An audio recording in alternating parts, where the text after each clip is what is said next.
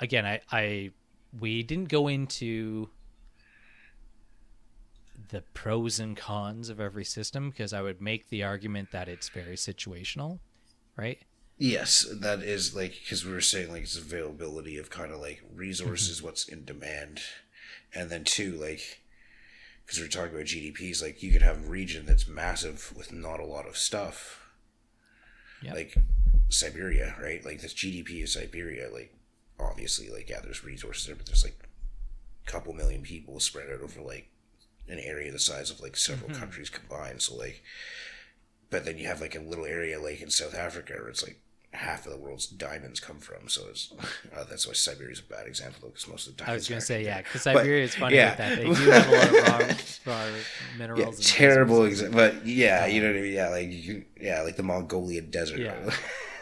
But no, I know what you're saying in the sense of, right, like whether it be a certain industry or geographical like size of location, that will determine, well, even in a larger scale, right? We talked about the difference of Ontario's GDP versus Saskatchewan's, right? Yeah, Obviously, there's way more people in Ontario. There's way more like business and trade that happens in Ontario.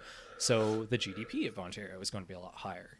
But if you look at the yeah, GDP of Canada, if you live in Saskatchewan or you live in PEI, yeah. that gets lumped in, right? No different than any other country in the world, right? You can look at the United States and do that same example of, I don't know, you live in Vermont versus California. You're still all included in the U.S. GDP, right? The economy of the whole country. And I think that that's also really important because politicians talk a lot at the federal level, especially of the economy. They talk about it in all levels, but it's most important Mostly, at federal because it really might not have anything to do with you, right? Like if the economy of the United States is going really yeah. well, that might not have anything to do with Vermont or I don't know. I'm picking on Vermont, but Where like two industries could be having a good year, and that's yeah, yeah, kind of sure. props It's it like up a little energy bit. and So tech are it's doing like, great. Well, if you don't have but those it's not things, actually yeah, reflective 100% because yeah, no, you can have obviously like yeah, like you said Vermont, but then you can go drive a few hours and there's like Ohio, sure, yeah, like anywhere in yeah, Ohio. yeah, It's just, so it's just yeah, and kind of, I guess, similar to what you're just saying now, but also it made me think of it what you were saying earlier. The Depending on what you're looking at from a regional standpoint, right? The economy of let's say Canada versus the economy of the United States. Um, it also doesn't factor in how many people live in that area. So if you have a place that's very densely populated and has a like I don't know, a smaller GDP or sorry, high GDP relative like kind of on a per person level, but yeah, they might only relative to the United States, which is a very large a very large country with a large yeah. population. Um, they're able to produce more, but maybe on a relative scale to just how many people that were really like if you boil it down to on a per person basis, a country like Singapore, right, is a good example, Mm-hmm. or even like South Korea is another good example where there's it has a large Densely economy populated. relative to the amount of people there. Yeah, they're densely Yeah, populated versus like you could areas. make the Like, argument that Canada in some ways is kind of worse than even some countries that have a lower GDP because we are such a large country with not a ton of people, right? people, So yeah, in theory, right, like we should be able to produce lots, and we are producing lots relative to some of these smaller economies of the world, but for us on an individual basis, that might not really add up to very much, right? Versus yeah, a small island somewhere might be able to actually produce quite a bit relative to the amount of people that Oh are yeah, there. it would be more like it might filter down more to the individual when you're looking at like on a smaller scale, like just you're looking at like just like a county Yeah. Yep. or we have regions like we were saying earlier. So like we're just looking at so that might give you a little bit better of an idea. Yeah.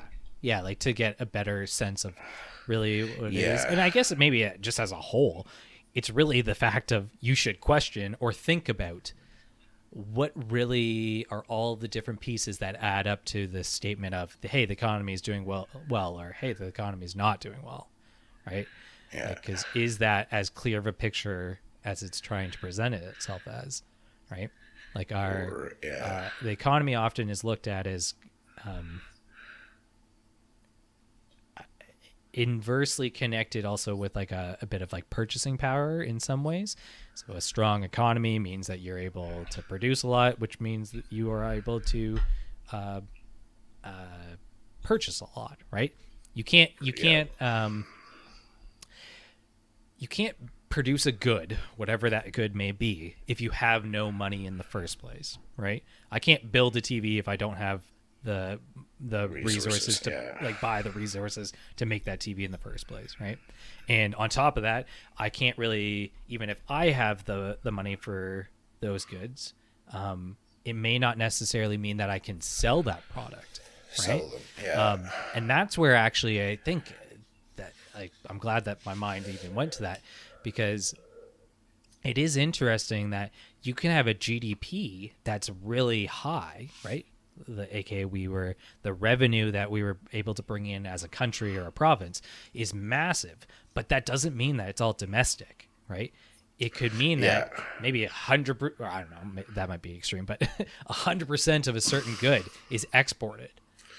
Because well, actually, I know it might know because in some cases, it's 100. Like there's some stuff you can only import, and there's some stuff like Like, I'm trying to think of a good example, but like I know in the States, like they can't get Havana Club. My cousins always ask me. to bring that's it. nice. Yeah, that's something they always ask me to bring for them. Such a random thing to not have in I our was like, country. oh yeah, I guess you guys in Cuba aren't always that cute, so that would make sense. Yeah, I never really thought about that. One of those weird things, right? You're like, oh yeah, I guess they wouldn't. Yeah. Yeah.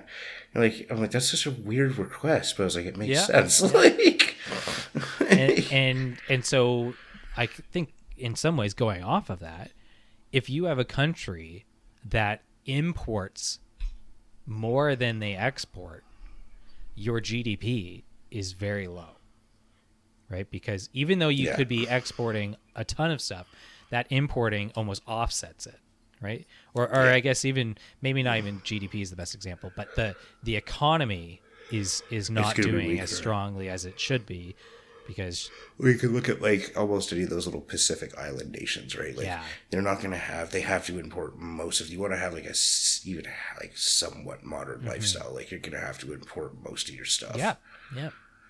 Because other than like electricity and shelter, you're not going to have much else that's produced domestically. Or even kind of if you aren't trying to be a traditional economy, right? Maybe you want a wider assortment of agricultural goods, right? So sure, you're producing, I don't know, maybe you have chickens there, but you want to get, I don't know, pigs or cows that you don't have domestically at a place. That's going to play into just how much is affecting your economy, right? Because if you're importing all these goods, that's benefiting the countries that are exporting it, but it's hindering your economy because now you're having to pay for that stuff rather than just domestically having it and trying to grow it yourself, so to speak. But yeah, I hope that as a whole kind of makes sense for just why we're having this conversation today about economics and economy, right? Knowing that